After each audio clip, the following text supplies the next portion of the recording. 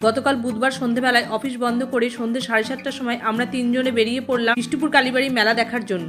কিছুক্ষণের মধ্যে পৌঁছে গেলাম আমরা মেলার কাছাকাছি। বিষ্ণুপুর আমরা কজন ক্লাবের কাছে গাড়ি পার্কিং করে আমরা চলে গেলাম মন্দিরের দিকে। দূর থেকে মন্দিরের লাইটিংটা দেখতে বেশ ভালোই লাগছিল। এরপর ঢুকে গেলাম মন্দিরে মাকে প্রণাম করার জন্য। অনেকদিন পর মায়ের দর্শন করে মনটা বেশ আনন্দে ভরে উঠলো। মাকে প্রণাম করে বাইরে বেরিয়ে মহাদেবের মূর্তির সামনে দাঁড়িয়ে করে নিলাম ভিডিও।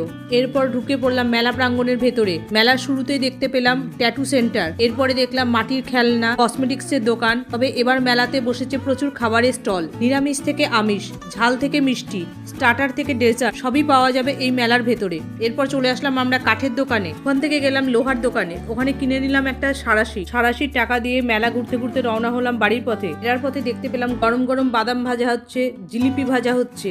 মেলার সব খাবারকে স্কিপ করে আমরা বাড়ির পথে। আজকের ভিডিও এখানেই শেষ করছি। ভিডিও যদি ভালো লাগে লাইক আর সাবস্ক্রাইব করে পাশে থেকো।